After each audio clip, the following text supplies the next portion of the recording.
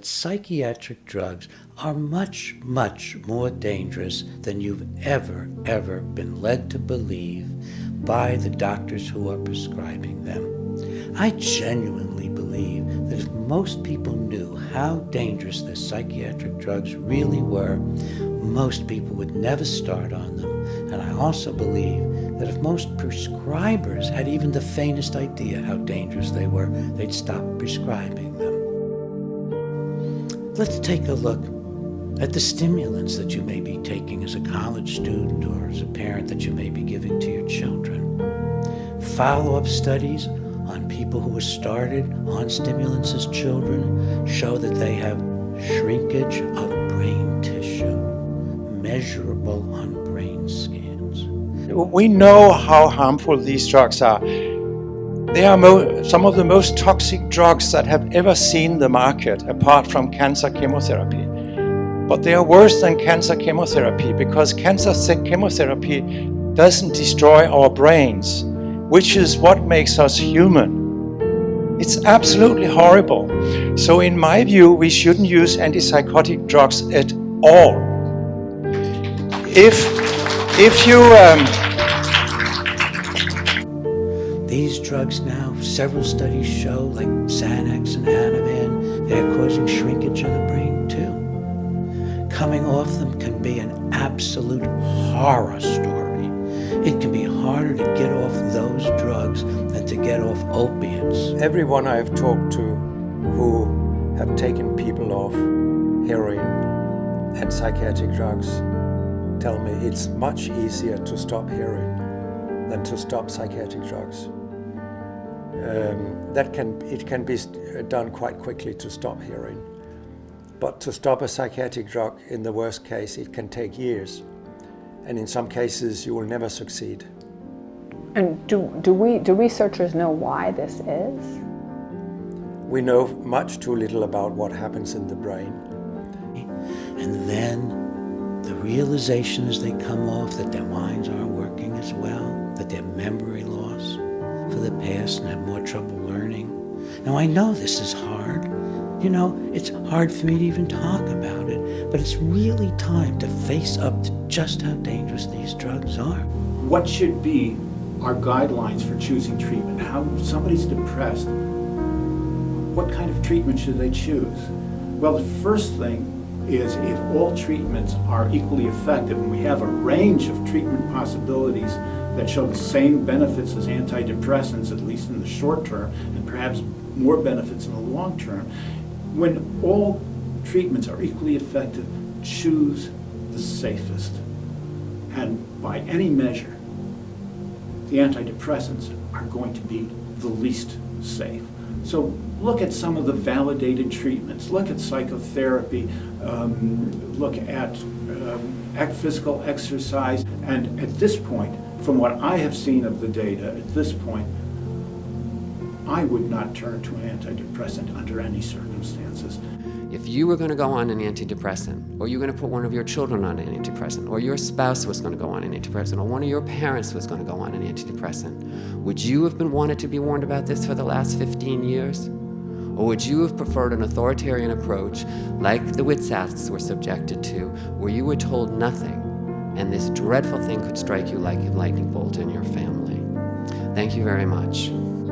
So they become comatose. So in my view, forced treatment must be abolished in all nations.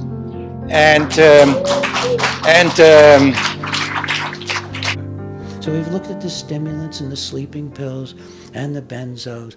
Now the antipsychotic drugs, which are not really antipsychotic drugs, they're just lobotomizing drugs. And Abilify and Latuda and Risperdal and Zyprexa, all of these drugs are very damaging to the brain. They virtually wreck a part of the brain called the basal ganglia.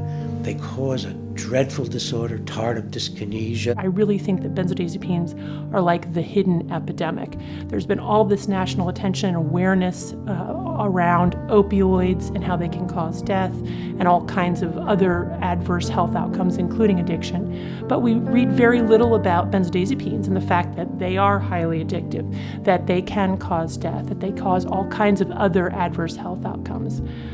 So I'm trying to raise awareness around that, especially actually in the medical community, because physicians have such little understanding of the dangers of benzodiazepines. The mood stabilizers, so-called, which are just emotionally flattening drugs.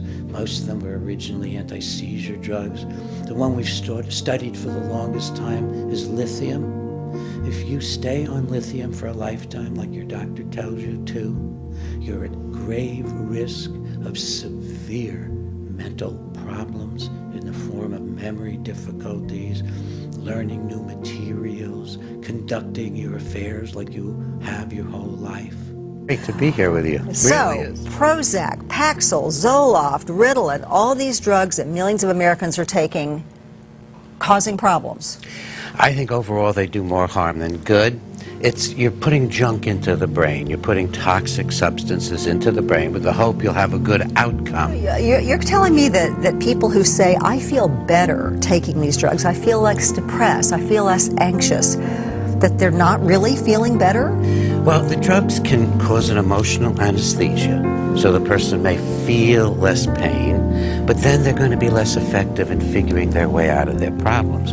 They may get a temporary euphoria, a bit of a high, in which case their judgment may lead them to do things that are not good for them at all. And often the effects just last a week or two because the brain fights back. The brain says, this is a toxic substance, I'm going to resist it. And that leads to withdrawal problems. All the psychiatric drugs are not only dangerous to start, Kathy, they're dangerous to stop because you can have horrendous adverse effects. Not infrequently, when we take people off of all these drugs, all of a sudden, like they're human beings again. You know, they wake up. There's this sense of, wow, there was a person under there. And in fact, most of what they were manifesting in terms of their disability was all the drugs on board. And it's just so tragic to see that, but I've seen it really a lot. What do you think people don't know about the practice of psychiatry that they ought to know?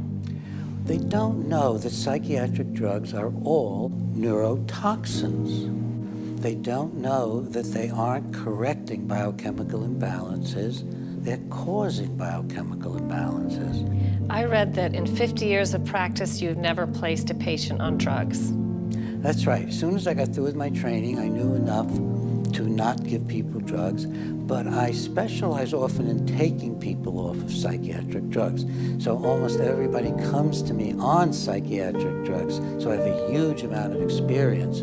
I've written the only book on psychiatric drug withdrawal. Isn't that amazing? There's only one book on psychiatric drug withdrawal. Get good information, get some good clinical supervision, work with your family or friends. The shorter time you're on psychiatric drugs almost certainly means that you'll have a better quality